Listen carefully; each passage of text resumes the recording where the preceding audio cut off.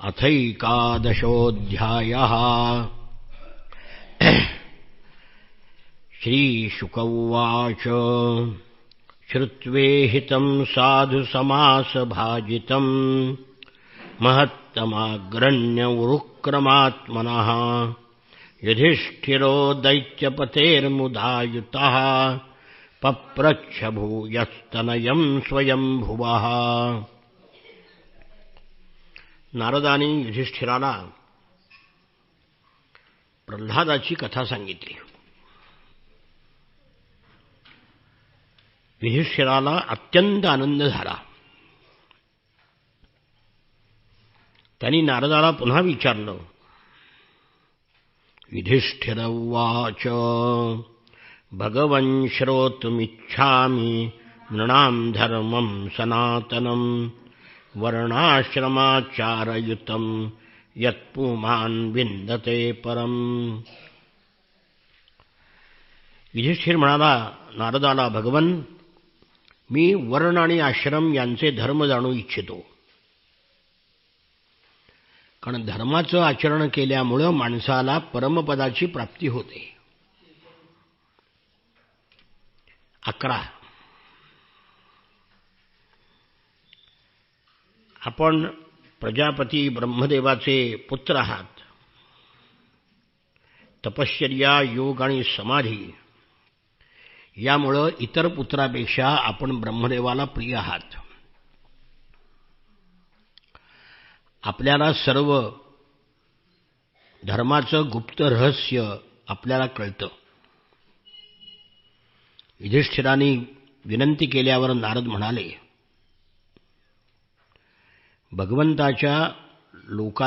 भगवंतच लोकांच्या सर्व धर्माचं मूळ आहेत. सर्व धर्माचं मूळ कोणतं? परमेश्वर प्राप्ती. तो धर्म आणि मूर्ती यांच्यापासून आपल्या अंशाने अवतीर्ण झालेला आहे. मी भगवान नारायणाच्या मुखातून जो धर्म ऐकला आहे तो तुला सांगतो. धर्माचं तत्व हे महर्षींनी रचलेल्या स्मृती आणि श्रुती यामध्ये सगळ्यांना कळतं. धर्माची 30 लक्षणं शास्त्रांनी सांगितलेली आहेत. सत्य, दया, तपश्चर्या, पावित्र्य, सहनशीलता, योग्य अयोग्य विचार, मनाचा संयम, इंद्रियाचा निग्रह, अहिंसा, ब्रह्मचर्य, त्याग, स्वाध्याय, सरळपणा, संतोष, समदर्शित्व, महात्म्याची सेवा, सांसारिक क्रियापासून निवृत्ती, अभिमानपूर्वक केलेल्या प्रयत्नाचं उलटं फळ मिळतं हे जाणणं, हा विचार, मौन, आत्मचिंतन, प्राण्यांना अन्न इत्यादीचं यथायोग्य वाटप, सर्व मनुष्यामध्ये प्राण्यामध्ये आपला आत्मा आहे असं पाहणं,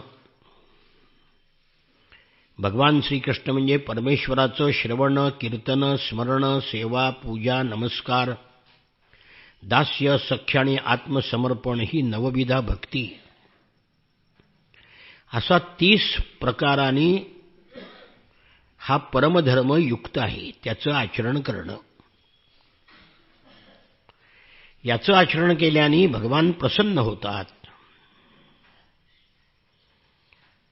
हे धर्मराजा, ज्याच्या वंशामध्ये अखंडपणे संस्कार होत आले आहेत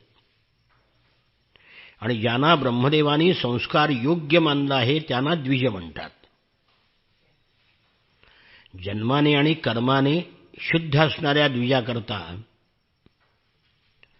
यज्ञ, अध्ययन, दान, ब्रह्मचर्य ही शास्त्रांनी सांगितलेली कर्म आहेत.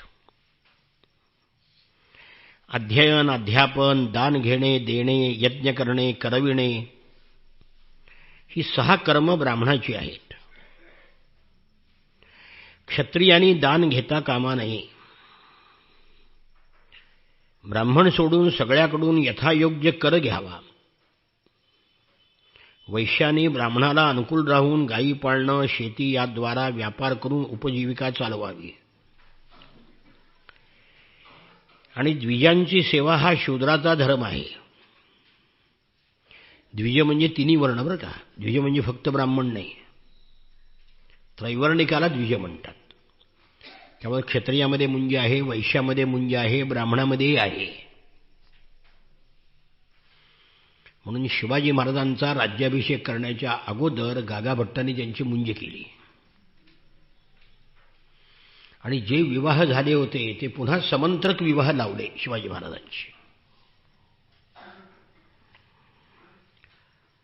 द्विजांची सेवा करणं हा शूद्राचा धर्म आहे आणि त्यांची उपजीविका मालकांनी चालवावी. ब्राह्मणाचा उदरनिर्वाह वार्ता म्हणजे यज्ञ अध्यापन करून धन घेणे, शालीनं म्हणजे न मागता जे मिळेल त्याच्यावर उपजीविका करणे, यायावर म्हणजे दररोज धान्य इत्यादी मागून घेणं, शीलोंछन म्हणजे शेतातून धान्य काढल्यानंतर खाली पडलेले कण वेचून घेणं किंवा बाजार उठून गेल्यानंतर जे पडलेलं धान्य आहे ते गोळा करणं. ही चौथी वृत्ती सगळ्यात श्रेष्ठ आहे, शीलोंछन. कनिष्ठ वर्णाच्या पुरुषांनी आपत्तिकाल नसताना वरिष्ठ वर्णाच्या वृत्तीचा अवलंब करू नये. आपत्तिकालामध्ये सर्व वृत्तीचा स्वीकार करतात. ऋत, अमृत, मृत, प्रमृत आणि सत्यानृत यापैकी कोणत्याही वृत्तीचा आश्रय घ्यावा. श्ववृत्ती म्हणजे भीक मागणं हे कधीही करू नये. बाजारात पडलेलं, शेतामध्ये पडलेलं धान्य वेचून त्याच्यावर जगणं त्याला शीलोंछ वृत्ती म्हणतात. त्यालाच ऋत म्हणतात. कळलं का? ऋत म्हणजे वैश्विक सत्याचा अर्थ आहे त्याचा. मागितल्याशिवाय जे काही मिळेल त्याच्यावर अयाचित वृत्तीनं जीवननिर्वाह करणं याला अमृत म्हणतात. नेहमी याचना करून आणणं याला मृत म्हणतात. आणि शेती करून जीवननिर्वाह करणं याला प्रमृत म्हणतात. व्यापार करणं याला सत्यानृत म्हणतात. आणि आपल्यापेक्षा कनिष्ठ वर्णाची सेवा करणं याला श्वानवृत्ती म्हणतात. ब्राह्मण आणि क्षत्रियांनी या निंदवृत्तीचा कधीही आश्रय घेऊ नये. कारण ब्राह्मण सर्व देवमय आहे, सर्व वेदमय आहे आणि राजा देवमय आहे. शम, दम, तप, पावित्र्य, संतोष, क्षमा, सरळपणा, ज्ञान, दया, भगवतपरायणता आणि सत्य ही ब्राह्मणाची लक्षणं आहेत. या लक्षणांनी युक्त एक ब्राह्मण सुद्धा सापडायचा नाही. आता जे ब्राह्मण आहेत ते सगळे जन्मानी ब्राह्मण आहेत, पण आचरणाने शूद्र आहेत. क्षत्रियामध्ये काय लक्षणं आहेत क्षत्रियाची? युद्धामध्ये उत्साह, वीरता, धैर्य, तेजस्विता, त्याग, मनोजय, क्षमा, ब्राह्मणाबद्दल भक्ती, कृपा करणे, प्रजेचे रक्षण करणे हे क्षत्रियाची लक्षणं आहेत. वैश्याची लक्षणं देव, गुरु आणि भगवंताबद्दल भक्ती, धर्म, अर्थकाम या तीन पुरुषार्थाचं रक्षण, आस्तिकता, उद्योगशीलता आणि व्यावहारिक निपुणता. आणि शूद्राची लक्षणं वरिष्ठ वर्णाशी नम्रतेनं राहणे, पवित्रता, स्वामीची निष्कपट सेवा, वैदिक मंत्राशिवाय यज्ञ करणं, चोरी न करणं, सत्य, तसंच गाय आणि ब्राह्मणांचं रक्षण करणं ही शूद्राची लक्षणं आहेत. स्त्रियाची धर्म कोणते? पतीची सेवा करणं, पतीला अनुकूल असणं, पतीला प्रसन्न ठेवणं, पतीच्या नियमाचं रक्षण करणं हे पतिव्रता स्त्रियांचे धर्म आहेत. साध्वी स्त्रीनं झाडलोट करणे, सारवणे, रांगोळ्या काढणे, आपलं शरीर वस्त्रालंकाराने भूषित करणे, भांडीकुंडी स्वच्छ ठेवणे, लहान मोठ्या पतीच्या इच्छा पूर्ण कराव्यात, विनय, इंद्रिय संयम, सत्य, प्रिय वचनांनी पतीची सेवा करावी. मिळेल त्याच्यावर संतुष्ट असावं. अधिकाचा लोभ धरू नये. धर्मानुसार वागावे. सत्य आणि प्रिय बोलावे. कर्तव्यामध्ये तत्पर असावे. पती पतित नसेल तर पतीचा सहवास करावा. पतिव्रता लक्ष्मीप्रमाणे पतिपरायण होऊन पतीला साक्षात भगवंताचं स्वरूप समजून त्याची सेवा करते, तिला भगवत स्वरूप प्राप्त होतं. चोरी किंवा पापकर्मे जे करत नाहीत ते अंत्यज, चांडाळ, वर्णसंकर झालेले, त्याच्या वृत्तीसुद्धा कुलपरंपरेनुसार चालत आलेले आहेत. ऋषीमुनींनी मनुष्याच्या स्वभावानुसार धर्माची व्यवस्था केली आहे. तोच धर्म इहलोकात आणि परलोकामध्ये कल्याणकारी असतो. जो स्वधर्माचं पालन करतो तो हळूहळू कर्माच्या वरच्या पातळीवर जातो. ज्याप्रमाणे वारंवार पेरणी केल्याने शेत शक्तिहीन होतं, अंकुर उगवणे बंद होते, इतकंच काय बी सुद्धा नष्ट होतं. म्हणून एकाच जमिनीमध्ये शेतकरी वारंवार पेरत नाही. एकदा ही पडीक ठेवतो, एकदा ती पडीक ठेवतो. अडाणी शेतकऱ्याला जी अक्कल आहे ती BSc ॲग्रिकल्चर झालेल्याला सुद्धा नाही. कारण एकाच ठिकाणी सारखं पेरलं तर जमीन नापीक होते. त्याप्रमाणे चित्त जे वासनांचा खजिना आहे त्यामध्ये सतत विषयाचं चिंतन केलं तर स्वतःलाच उबग येतो. एक एक थेंब तूप टाकल्याने आग विझत नाही, एकदम जास्त तूप पडलं तरी विझून जाते. अशा प्रकारे चारी वर्णाचे धर्म युधिष्ठिराला नारदाने सांगितले. आता 4 आश्रम. नारद म्हणाले, युधिष्ठिरा,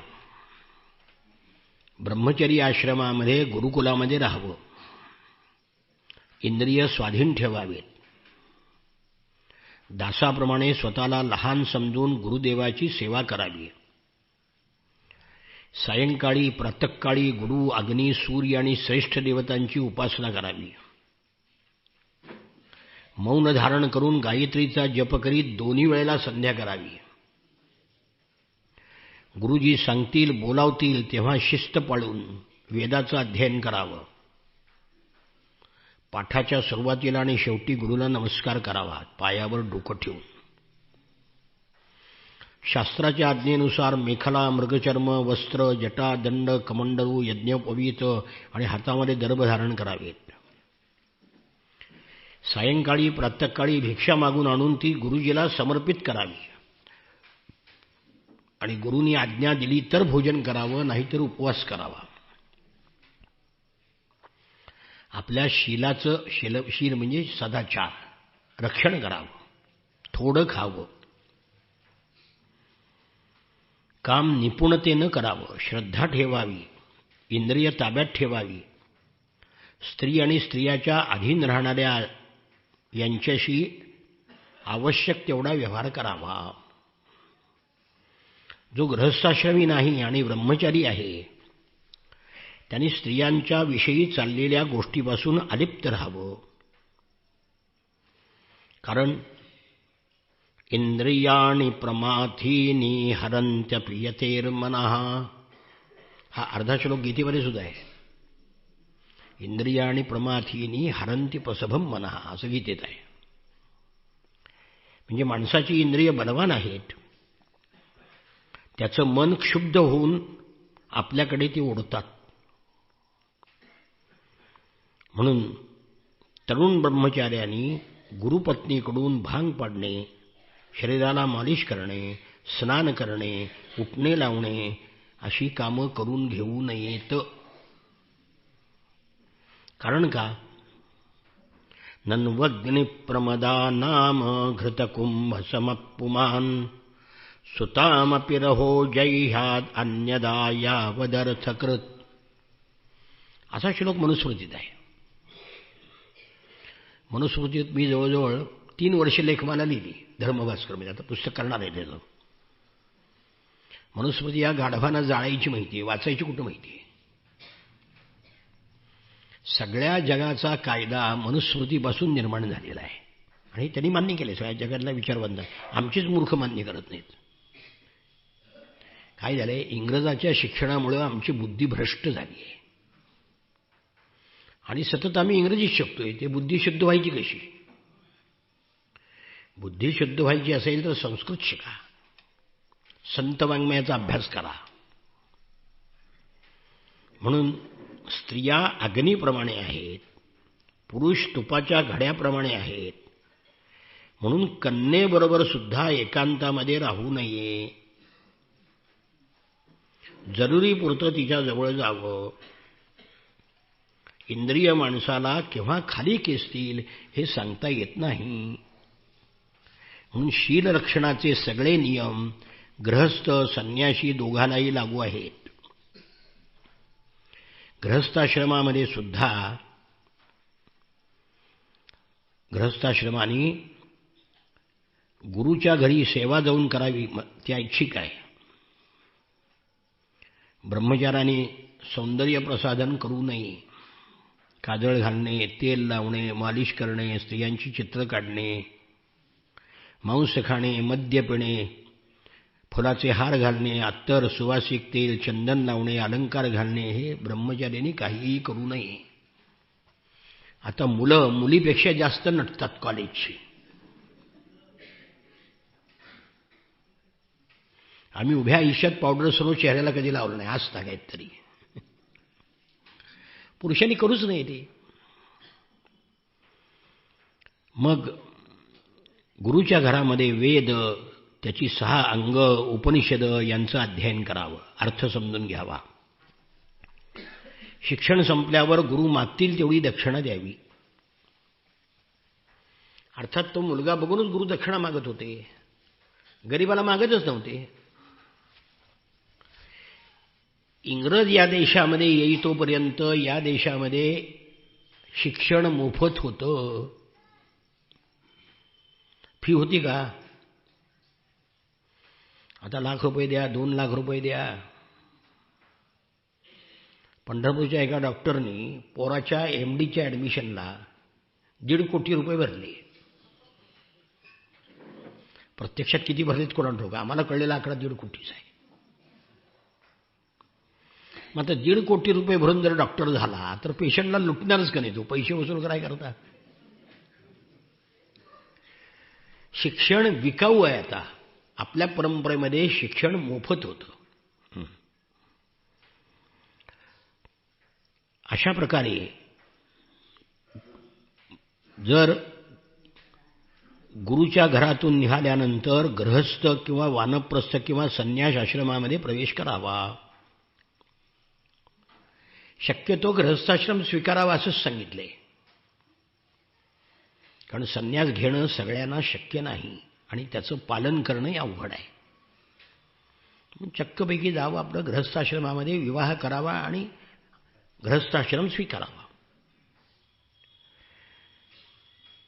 ब्रह्मचारी आणि वानप्रस्थ आणि संन्याशी ज्ञानविज्ञान संपन्न होऊन परब्रह्मतत्वाचा अनुभव घेतो. आता तुला वानप्रस्थाचे नियम सांगतो. आधी वानप्रस्थ सांगितलं आणि मग पुढे गृहस्थाश्रम सांगितलं आहे. वानप्रस्थाश्रमामध्ये नांगरलेल्या जमिनीतून उत्पन्न होणारं धान्य खाऊ नये, म्हणजे आपोआप जे उगवतं तेच खावं. धान्यसुद्धा अयोग्य वेळी पक्व झाले असेल तर खाऊ नये. आता कृत्रिम उपायाने फळं पिकवतात, म्हणून भारतातली द्राक्ष आणि डाळिंब परदेशामध्ये मागणी बंद झाली यंदा, कारण उष्णतेनं उगीचच पिकवतात. आंबेही सुद्धा मागणी कमी झाली परदेशातली, म्हणून यंदा हापूस स्वस्त झाला परदेशात न गेल्यामुळं. अग्नीवर शिजवलेलं अथवा कच्चं अन्नही खाऊ नये. सूर्याच्या उष्णतेने पिकलेली कंदमुळं फळं खावीत. जंगलामध्ये आपोआप उगवलेलं धान्य त्याचा चरू प्रोडाश करून हवन करावं. साठवलेलं धान्य टाकून द्यावं म्हणजे संग्रह करू नये. अग्निहोत्राचं रक्षण करावं म्हणजे रोज करावं. घर, पर्णकुटी, गुहेचा आश्रय घ्यावा. थंडी, वारा, अग्नी, पाऊस हे सगळं सहन करावं. डोक्यावर जटा धारण कराव्यात. नखे, दाढी, मिशा काढू नयेत. शरीरावरचा मळसुद्धा काढू नये, अवघड आहे. कमंडलू, मृगचर्म, दंड, वलकल, अग्निहोत्राची सामग्री आपल्याजवळ ठेवावी. वानप्रस्थ आश्रमाचं 12 वर्ष किंवा 8 वर्ष, 4 वर्ष, 2 वर्ष, 1 वर्ष किंवा त्याच्यापेक्षा अधिक नियमांचं पालन करावं. वानप्रस्थ आश्रमात आजार किंवा म्हातारपणाला असेल तर त्यांनी अनशन म्हणजे उपोषण करावं. आणि मग सगळ्या अग्नीचा आत्म्यामध्ये समारोप करावा आणि आपल्या शरीराला योग्य त्या तत्वामध्ये विलीन करावं. जितेंद्रिय पुरुषांनी शरीरातील आकाशाला आकाशात, प्राणांना वायूमध्ये, उष्णतेला अग्नीमध्ये, रक्त, कफ, पू या पाण्यांच्या तत्वांना पाण्यामध्ये, हाडे इत्यादी वस्तूंना पृथ्वीमध्ये लीन करावं. याप्रमाणे प्रत्येक तत्वाला कोणत्या तत्वामध्ये लीन करावं हे सांगितलेलं आहे. त्यात मनाला चंद्रामध्ये, बुद्धीला ब्रह्मदेवामध्ये. हे फार अवघड आहे सगळं. हे सामान्य गृहस्थाश्रमी माणसाला न जमणारं सगळं आहे. पण असं करणारी माणसं होती आपल्याकडे.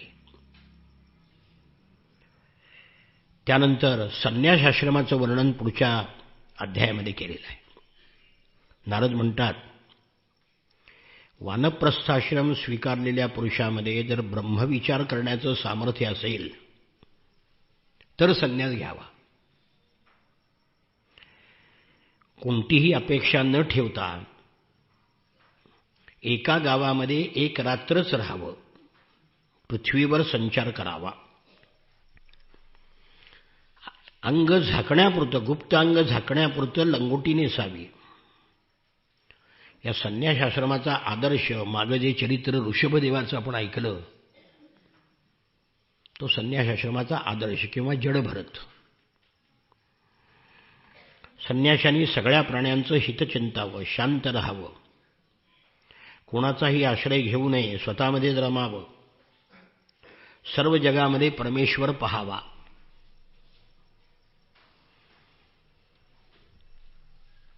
शरीराच्या कोणत्याही अवयवाची काळजी करू नये, वादविवाद करू नयेत, तर्क करू नयेत, कोणाची बाजू घेऊ नये, शिष्य समुदाय जोडू नये, पुष्कळ ग्रंथाचा अभ्यास करू नये, व्याख्यान देऊ नये, कोणतीही कामं सुरू करू नयेत. ह्या लक्षणांनी युक्त एक सुद्धा संन्यासी नाही आज. सगळे संन्यासी मलमलीचे अंगरखे वापरतात,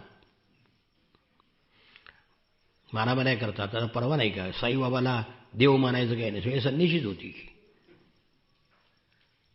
त्यांनी वादविवाद, वितंडवाद करू नये म्हटले.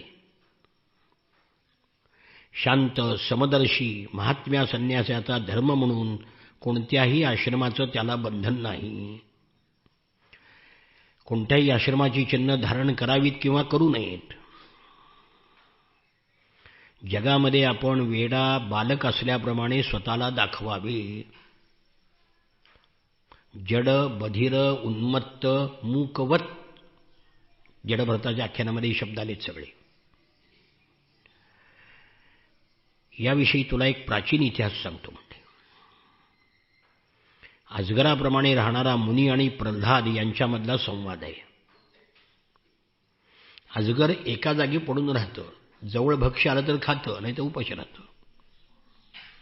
तसं संन्याशांनी एका जागी पडून राहावं, कोणी आणून दिलं तर खावं, नाही तर उपाशी राहावं. अलीकडे गजानन महाराज त्याचा आदर्श आहे. एकदा भक्त प्रल्हाद आपल्या मंत्र्याच्या मंत्र्यासह लोक काय म्हणतात हे जाणण्याच्या इच्छेनं लोकांमध्ये फिरत होता. सह्याद्री शिखरावर कावेरी नदीच्या काठावर त्याला एक पडून राहिलेला मुनी दिसला. त्याचं अंग धुळीनं माखलं होतं, म्हणून त्याचं तेज जरा झाकलं गेलं होतं. तो सिद्धपुरुष आहे किंवा नाही हे वरून समजून येत नव्हतं. भक्त प्रल्हादाने मस्तक लावून त्याला नमस्कार केला आणि प्रश्न विचारला की ब्रह्मन, आपण उद्योगी भोगी नसून सुद्धा आपलं शरीर धष्टपुष्ट कसं आहे? कुठलेही भोग आपण घेत नाही. आपण काही दूध पित नाही, लोणी खात नाही, चांगला आहार घेत नाही, काही खातही नाही मिळालं तर. मग आपलं शरीर चांगलं कसं? काही उद्योग करत नाही, पडून राहता, आपल्याजवळ धन नाही, मग भोग कुठून? आपण विद्वान, समर्थ आणि चतुर आहात. आपलं बोलणं अत्यंत अद्भुत आणि प्रिय आहे. मग असं असताना सगळं जग कर्म करीत असलेले पाहून सुद्धा आपण पडून आहात, काहीच करत नाहीत.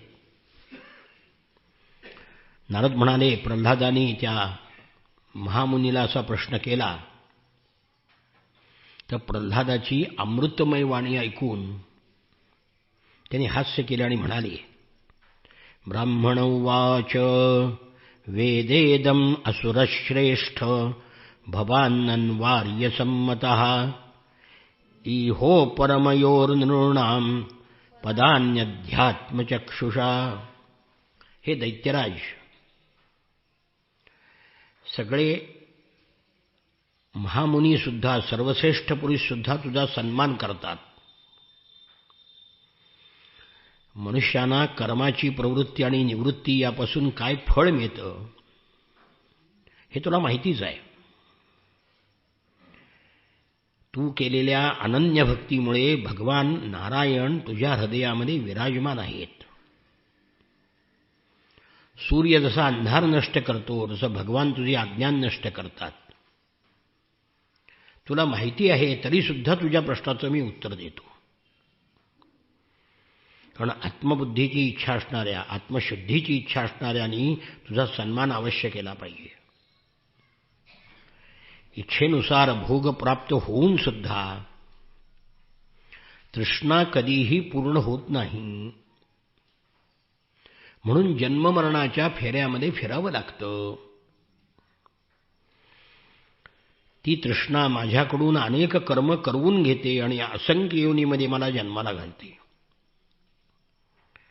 माझ्या कर्माने सर्व योनीमध्ये भटकत भटकत मला मनुष्य योनी मिळाली आहे.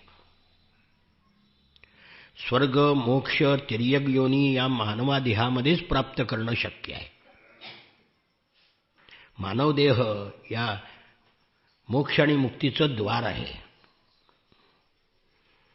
म्हणून देवा प्रल्हादा, स्त्री पुरुष सुखाची प्राप्ती आणि दुःखाची निवृत्ती व्हावी म्हणून माणसं कर्म करतात,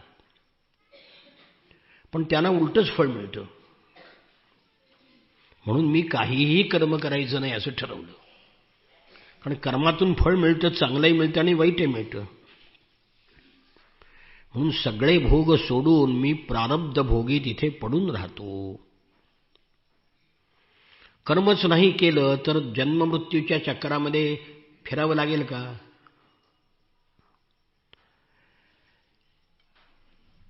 मृगजळाकडे जसं हरणं धाव घेतात तसं माणसं आत्म्याला सोडून विषयाकडे धावतात.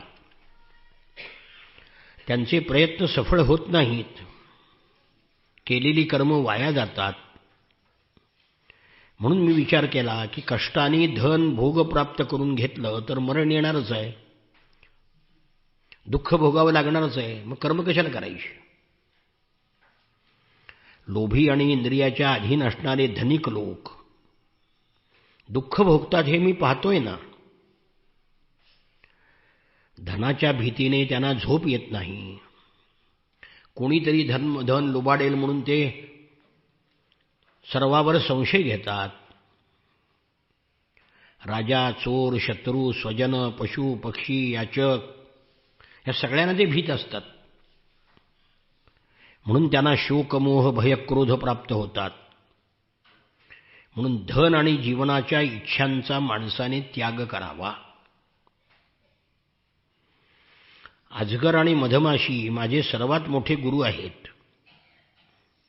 मधमाशी मध गोळा करते, मोठ्या कष्टाने पोळं बांधते आणि दुसराच कोणीतरी येतो आणि मधाचं पोळं घेऊन जातो, धन हिसकावून घेतो. म्हणून धनापासून मी अलिप्त आहे. दुसरा माझा गुरु आहे अजगर. अजगराप्रमाणे मी निश्चेष्ट पडून राहतो. दैवाने जे काही मिळेल त्यामध्ये संतुष्ट असतो. नाही मिळालं तरी सुद्धा पडून राहतो. कधी कधी थोडं अन्न खातो, कधी पुष्कळ खातो, कधी स्वादिष्ट, कधी बेचव, कधी अनेक गुणांनी युक्त नसलेलं, कधी प्रेमाने दिलेलं, कोणी अपमानाने दिलेलं, कधी आपोआप मिळालेलं, कधी दिवसा, कधी रात्री, कधी एकदा भोजन करतो, पुन्हा भोजन करतो. आणि माझ्या प्रारब्धाने मला जे भोग मिळतात तेच भोगतो. मला कोणी रेशमी सुती हरणाचं कातडं दिलं तर ते पांघरतो, फाटकं वस्त्र दिलं तर ते नेसतो, झाडाची साल घेतो. कधी जमिनीवर, कधी गवतावर, कधी पानावर, कधी दगडावर, कधी राखेच्या ढिगाऱ्यावर, कधी महालातल्या पलंगावर सुद्धा झोपतो. कधी स्नान करून अंगाला चंदन लावतो, कधी सुंदर वस्त्र घालतो, कधी फुलांचे हार, अलंकार, कधी रथात, कधी हत्तीवर, कधी घोड्यावर, आणि कधी पिशाच्यासारखा नग्न राहतो. माणसांचे स्वभाव वेगवेगळे असतात म्हणून कोणाची निंदा करीत नाही, कोणाची स्तुती करत नाही. परमात्म्याशी ऐक्य साधतो, इच्छितो. म्हणून हे राजा, आत्मसाक्षात्काराच्या द्वारे आत्मस्वरूपामध्ये मी स्थित होऊन निष्क्रिय आहे आणि विरक्त आहे. माझी ही आत्मकथा अत्यंत गुप्त आहे, व्यवहार आणि शास्त्र यांच्या पलीकडची आहे. तू भगवंताचा भक्त आहेस म्हणून तुला हे रहस्य सांगितलं. नारद म्हणतात, मुनीकडून परमहंस धर्माचं श्रवण प्रल्हादाने केलं आणि त्याची पूजा केली आणि आपल्या राजधानीकडे गेला.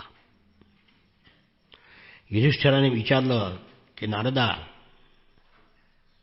माझ्यासारख्या गृहस्थाश्रमी माणसाने कोणत्या साधनांनी परमपद प्राप्त करून घ्यावं? वानप्रस्थ सांगितला, संन्यास सांगितला, ब्रह्मचर्य सांगितलं. तर गृहस्थ वयात मोठा आहे नाही हो, म्हणून शेवटी सांगितला. नारद म्हणाले, गृहस्थाश्रमामध्ये माणसांनी आपल्या धर्मानुसार सगळी कर्म करावीत, ती परमेश्वराला अर्पण करावीत, महात्म्यांची सेवा करावी, वारंवार भगवंताच्या अवताराच्या कथा ऐकाव्यात, कशाचीही आसक्ती ठेवू नये, आवश्यक तेवढीच घर, शरीर यांची काळजी घ्यावी, अधिक घेऊ नये. माता, पिता, बंधू, पुत्र, मित्र जे जे काही इच्छितील त्याला आतून ममता न ठेवता होकार द्यावा.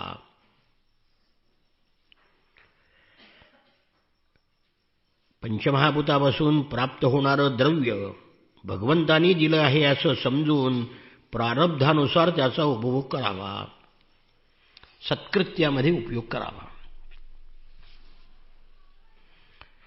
जेवढ्यावर भूक भागेल तेवढ्यावरच तुमचा अधिकार आहे. हा 8वा श्लोक आहे ना, हा सोन्याच्या अक्षरात लिहिण्यासारखा आहे. हे कम्युनिस्टाचं, समाजवाद्याचं तत्वज्ञान निर्माण होण्याच्या अगोदर हजारो वर्ष लिहिलंय. यावत् भ्रियेत जठरं तावत् सत्वं हि देहिनां अधिकं योऽभिमन्येत सस्तेनो दंडमर्हति. जेवढ्यानी पोट भरेल तेवढ्यावरच माणसाचा अधिकार आहे. यापेक्षा अधिक संपत्ती आपली आहे असं जो मानतो तो चोर आहे, तो शिक्षेला पात्र आहे. कोट्यावधी रुपये मिळवले तरी सुद्धा पोटापुरतं ठेवावं. जो अधिक ठेवतो तो चोर आहे. बोला, या कार्ल मार्क्सच्या, एंजेलच्या ह्यांच्या बापाला तरी हा समाजवाद कधी सुचलाय का? त्यांनी काय शिकवावं मला? मा गृधक कस्यचित धनम, उपनिषदाने सांगितलं ईशावास्याने, कोणाचंही धन घेऊ नका. याच्यावर दिवसेंदिवस बोलता येईल इतका ह्या एका श्लोकावर. प्राण्यांना, हरिण, उंट, गाढव, वानर यांना पुत्राप्रमाणे समजावं. धर्म, अर्थ आणि काम याच्याकरता फार कष्ट करू नयेत. जे काही यथादेशम यथाकालम यावत दैवोपपादितम, दैवाने जे मिळेल त्याच्यावर संतुष्ट असावं. आपल्याकडची सर्व सामग्री कुत्री, पतित, चांडाळ या प्राण्यांना यथायोग्य वाटून मग स्वतः उपभोग घ्यावा. आपल्या पत्नीला सुद्धा अतिथीच्या सेवेमध्ये, निर्दोष सेवेमध्ये लावावं. जिच्यासाठी लोक प्राणसुद्धा देतात, आपल्या आईबाप गुरुला सुद्धा मारतात, ज्या त्या पत्नीवरचं प्रेम ज्याने काढून घेतलं आहे, अशा भगवंताला सुद्धा, भगवंतावर सुद्धा विजय मिळवला आहे असं समजावं. पत्नीवरचं प्रेम ज्यांनी काढून घेतलं आहे त्यांनी देवावर सुद्धा विजय मिळवला आहे असं समजावं. म्हणजे आसक्त होऊ नये. किडे, विष्ठा, राखेचा ढीग होऊन जाणारे तुच्छ शरीर कोठे, आणि ज्याच्यासाठी आसक्ती असते ती स्त्री कोठे, आत्मा कोठे. प्रारब्धाने प्राप्त झालेल्या अन्नाने उदरनिर्वाह करावा. अधिक काहीही मिळवू नये. कारण अधिकम योभिमन्येत सस्तेनो, पोटापेक्षा अधिक ज्याला पाहिजे ना तो चोर आहे म्हटले. वर्णाश्रमानुसार कर्म करावं. परमेश्वराची आराधना करावी. यज्ञासाठी आवश्यक त्या वस्तू प्राप्त झाल्या की यज्ञ करून भगवंताची आराधना करावी.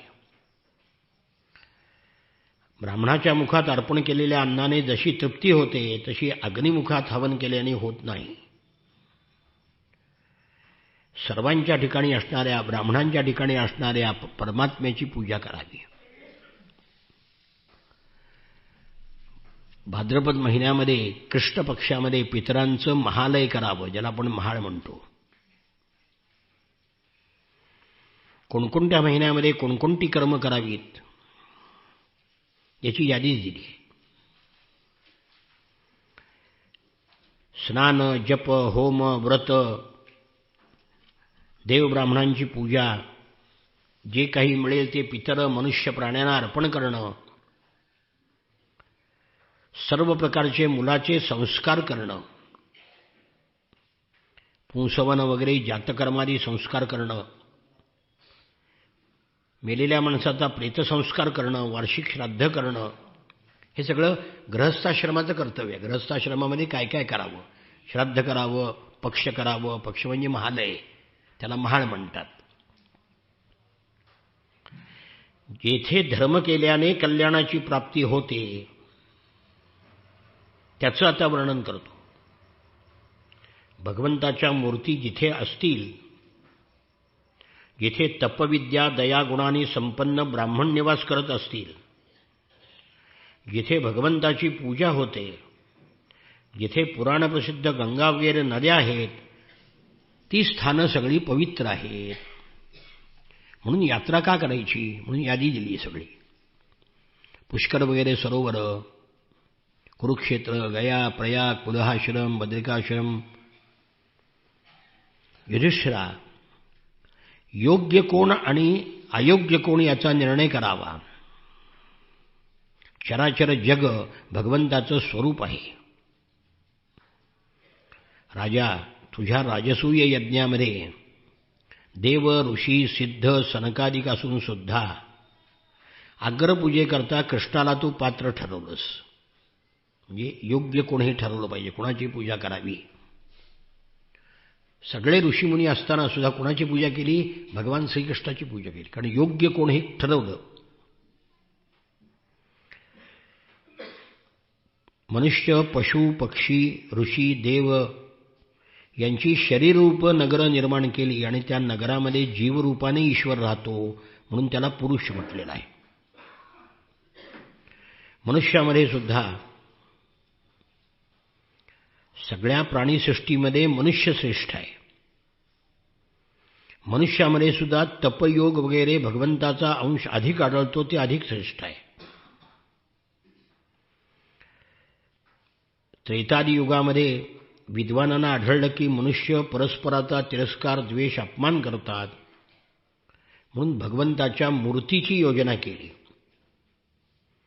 अत्यंत श्रद्धेनं मूर्तीची लोक पूजा करतात. परंतु जे माणसांचा द्वेष करतात त्यांना मूर्तीची उपासना करून सुद्धा फळ मिळू शकत नाही. युधिष्ठिरा, मनुष्यामध्ये ब्राह्मण उत्तम पात्र मानला गेला आहे. कोणता ब्राह्मण? तपश्चर्या, विद्या, संतोष या गुणांनी युक्त. सर्वात्मा भगवान श्रीकृष्ण आहेत, त्यांचे देवसुद्धा ब्राह्मणच आहेत. ते आपल्या चरणधुळीने लोकांना पवित्र करतात. नारद म्हणतात, कर्मनिष्ठात् द्विजा केचित् तपोनिष्ठात् नृपापरे स्वाध्यायेन्ने प्रवचने एके चिज्ञानयोगयोः. ब्राह्मणांची निष्ठा कर्मामध्ये, तपश्चर्येमध्ये, वेदाचा स्वाध्याय, निरूपण, आत्मज्ञान संपादन करणं आणि योग साधन यात असलं पाहिजे. म्हणून ज्ञाननिष्ठ ब्राह्मणालाच दान करावं. तसा न मिळाल्यावर त्याच्या योग्यतेनुसार दान करावं. श्राद्धाकरता देवासाठी 2 आणि पित्रासाठी 3 किंवा दोन्हीकडे मिळून एक ब्राह्मणाला भोजन द्यावे. आप्तेष्टाला, श्राद्ध पक्षाला बोलवू नये. अगदी लेकीला सुद्धा श्राद्धाला बोलवायचं नाही. शुद्ध अन्न भगवंताला नैवेद्य दाखवून सत्पात्र व्यक्तीला दिलं असता सर्व कामना पूर्ण होतात. अन्न समर्पण करतेवेळी सर्वांना परमात्म स्वरूपामध्ये पाहावं. धर्माचे मर्म जाणणाऱ्या पुरुषाने श्राद्धाच्या वेळी मांस अर्पण करू नये, स्वतःही खाऊ नये. अन्नाने पितरांना प्रसन्नता लाभते, तशी पशुहिंसेने नाही. सद्धर्म पालनाची इच्छा ज्याला करायची आहे त्याने कुठल्याही प्राण्याला कष्ट देऊ नयेत. यज्ञाचं मर्म जाणणारे ज्ञानी लोक आत्मसंयमरूप अग्नीमध्ये कर्ममय यज्ञाचे हवन करतात. 3ऱ्या अध्यायामध्ये 12 प्रकारची यज्ञ सांगितली गीतेमध्ये, त्यात आहे. म्हणून धर्म जाणणाऱ्या माणसांनी योग्य अशा मुनिजनांना अन्नाने आपली नित्यनैमित्तिक कर्म करावी, त्यामध्ये संतुष्ट असावं. विधर्म, परधर्म, आभास, उपमा आणि छल हा 5 प्रकारचा अधर्म आहे. हा टाळावा, त्याग करावा. आता त्याचा अर्थ काय? धर्मबुद्धीने करून सुद्धा ज्या कर्मामुळे आपला धर्म बिघडतो तो विधर्म म्हणजे विरुद्ध. आपल्याखेरीज अन्य माणसासाठी उपदेश केलेला धर्म हा परधर्म.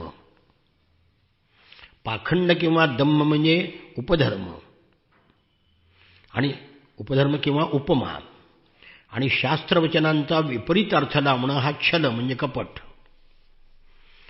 आपल्या आश्रमाहून वेगळ्या धर्माचा माणूस स्वेच्छेने धर्म मानतो तो आभास, आणि आपल्या स्वभावाला अनुकूल तो वर्णाश्रम धर्म, तो सर्वांना शांती देईल.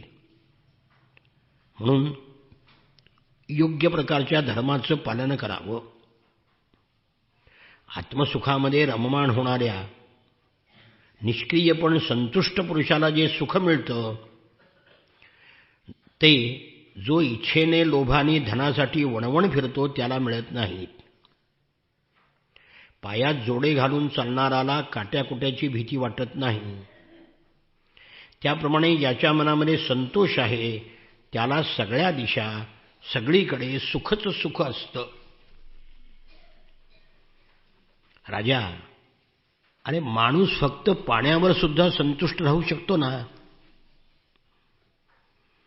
पण जननेंद्रिय आणि जीव याच्यामुळे दीनवाणा होतो आणि कुत्र्यासारखा जगतो. जो ब्राह्मण असंतुष्ट आहे, इंद्रिय लोलूप आहे, त्याचं तेज, विद्या, तपश्चर्या, यश नष्ट होतं, ज्ञानही नाहीसं होतं. तहान आणि भूक शमल्यावर खाण्यापिण्याची इच्छा संपते. काम झाल्यावर क्रोधसुद्धा शांत होतो. परंतु जरी माणसाने पृथ्वीवरील सर्व राज्य जिंकून घेतली, सगळ्याचा उपभोग घेतला, तरी लोभाचा काही शेवट होत नाही.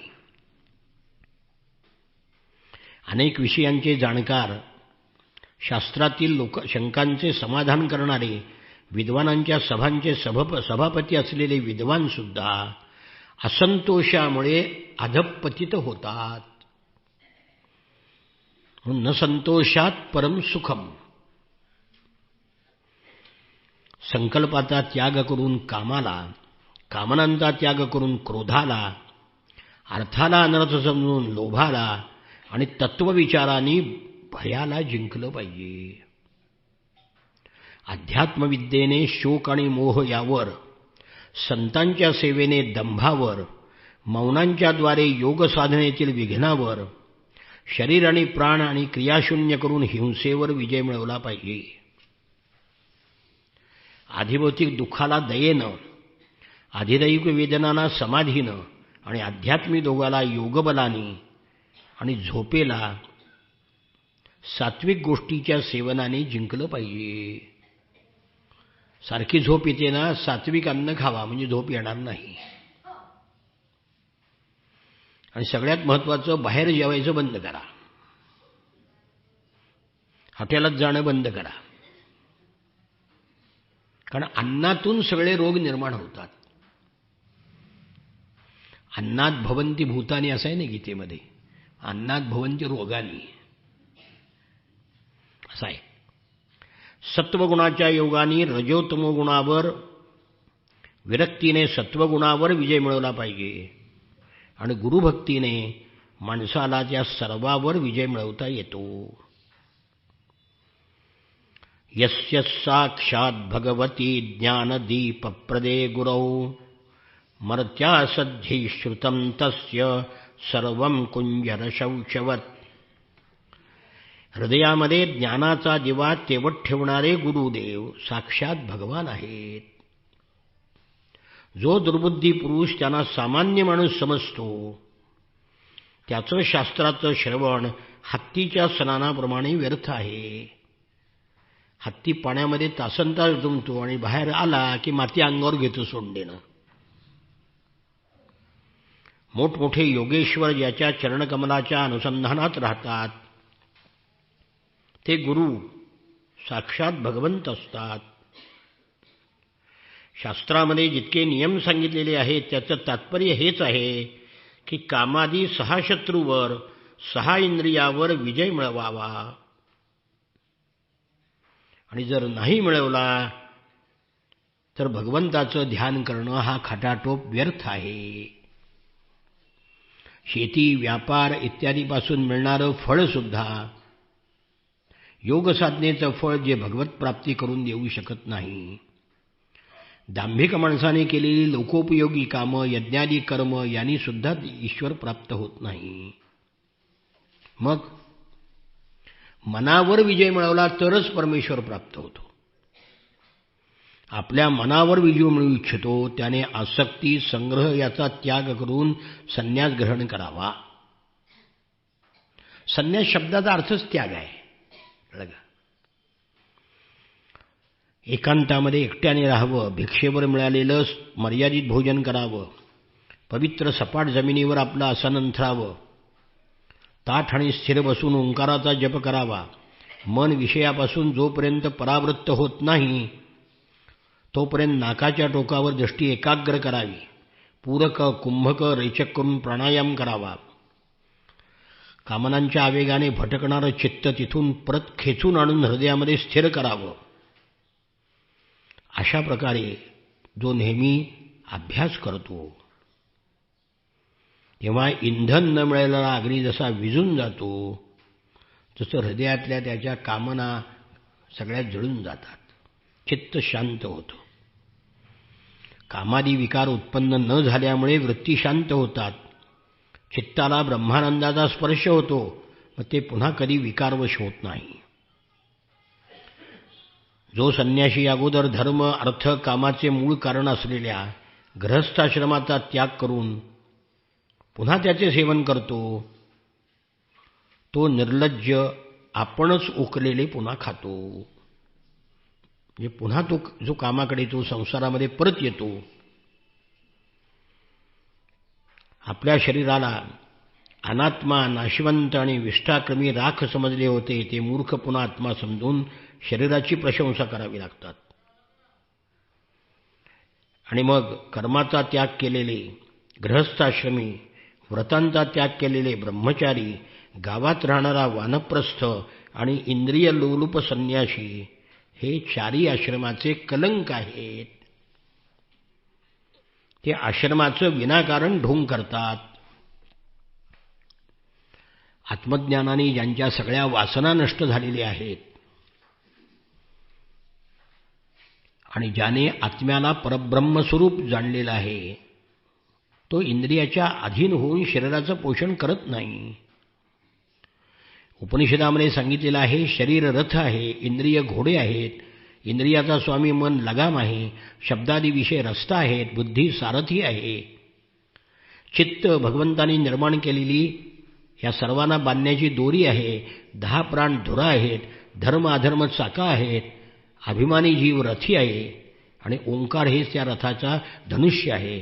शुद्ध जीवात्मा बाण आहे, परमात्म लक्ष्य आहे.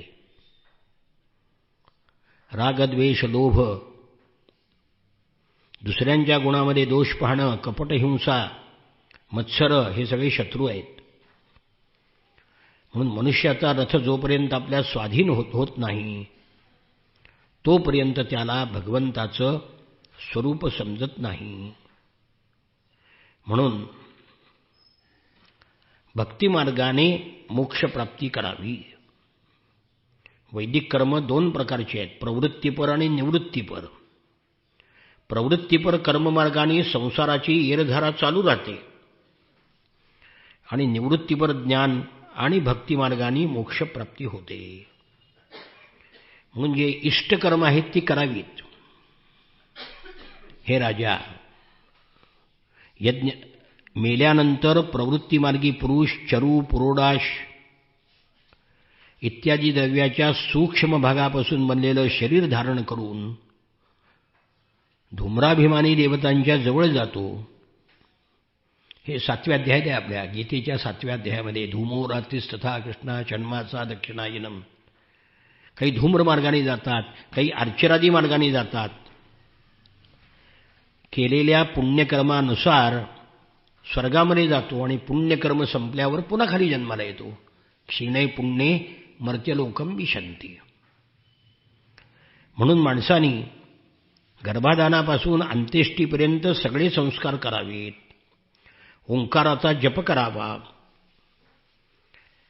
आणि अशा प्रकारे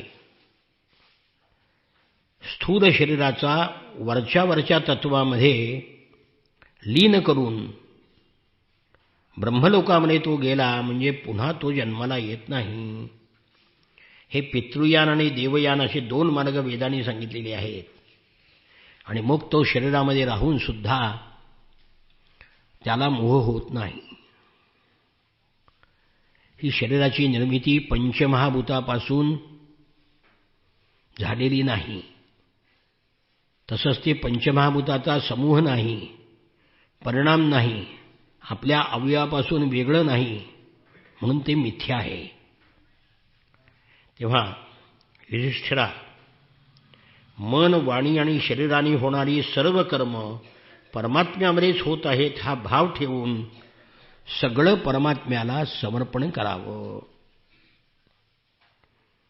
याला म्हणतात क्रियाद्वैत, सगळं समर्पण करणं. वस्त्र जसं सूतरूप आहे तसं कार्यसुद्धा कारणरूप आहे, त्यात भेद नाही असं जाणणं म्हणजे भावाद्वैत आहे. आणि स्त्री, पुत्र, नातलग, सर्व प्राणी यांचे स्वार्थ आणि भोग एकच आहेत, त्यांचा भोगता जीव आहे, परमात्मा आहे, हा विचार म्हणजे द्रव्याद्वैत. म्हणून युधिष्ठिरा, जे द्रव्य ज्यावेळी ज्या उपायानं घेणं निषिद्ध नसेल ते घेऊन आपली कर्म करावीत. आपत्तिकाल वगळता वेगळं काही करू नये. आपत्ती काळामध्ये जगण्याकरता वेगळं कर्म केलं तर चालतं. तेव्हा युधिष्ठिरा, हेच पहा ना, तुम्ही स्वामी भगवान कृष्णाच्या कृपेनं सगळ्या विपत्ती पार करून गेलात. त्याच्या चरणकमलाच्या सेवेनं सर्व भूमंडळ जिंकलं, राजसूय यज्ञही केला. मी सुद्धा सांगतो तुला, मी माझ्या कर्मामुळं माझं सुद्धा काय झालं. म्हणून नारदानी तो दासीच्या पोटी जन्माला आला त्याच्या आधीचा जन्म सांगितलाय.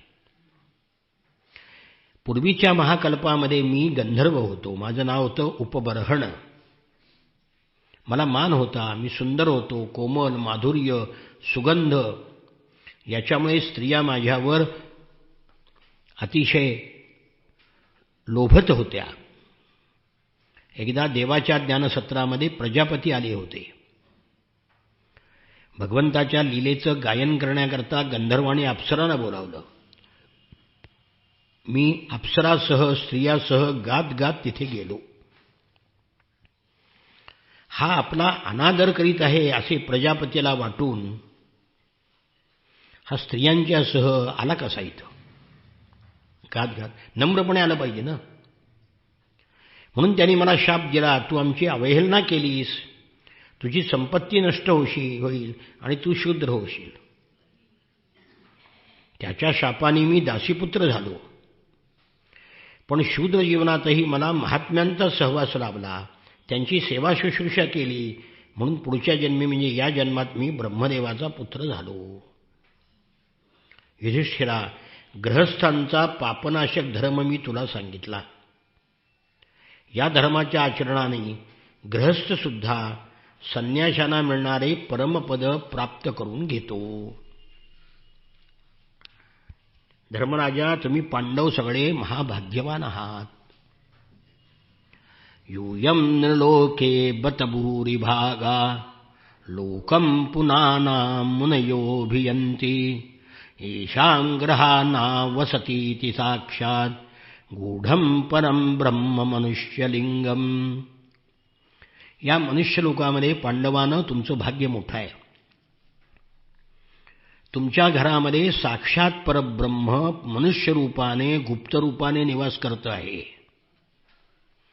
आणि म्हणून जगाला पवित्र करणारे ऋषी मुनी त्याचं दर्शन घेण्याकरता तुमच्या घरी येतात. अरे महापुरुष ज्याला शोधत असतात, जो मायालेश विरहित आहे, परमशांत आहे, परमानंद भव, परमानंदानुभव स्वरूप परब्रह्म आहे, तोच भगवान श्रीकृष्ण तुमचा प्रिय, हितैषी, मामे भाऊ, पूज्य, आज्ञाधारक, गुरु आणि स्वतः आत्मा असलेला हा भगवान श्रीकृष्ण आहे. अरे शंकर ब्रह्मदेव सुद्धा आपली बुद्धी पणाला लावून याचं खरोखर वर्णन करू शकत नाहीत.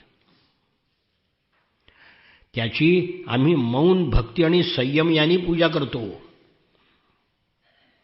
असा भगवान आमच्या पूजेचा स्वीकार करून आमच्यावर प्रसन्न होवो. शुकाचार्य म्हणतात की देवर्षी नारदाचं बोलणं ऐकून युधिष्ठिराला अतिशय आनंद झाला. अत्यंत प्रेमाने त्यांनी भगवान श्रीकृष्णाची पूजा केली. मग भगवान श्रीकृष्ण राजा युधिष्ठिराचा निरोप घेऊन सत्कार स्वीकारून देवर्षी नारद निघून गेले. श्रीकृष्ण नुसता आपला मामेभाऊ नाही तर परब्रह्म आहे हे ऐकून युधिष्ठिराच्या आश्चर्याला पारावार उरला नाही. शुकाचार्य म्हणतात, अशा प्रकारे तुला मी दक्षकन्यांच्या वेगवेगळ्या वंशाचं वर्णन ऐकवलं. त्यांच्याच वंशामध्ये देव, असुर, मनुष्य ही चराचर सृष्टी निर्माण झाली. इथे 15वा अध्याय आणि 7वा स्कंद संपलेला आहे.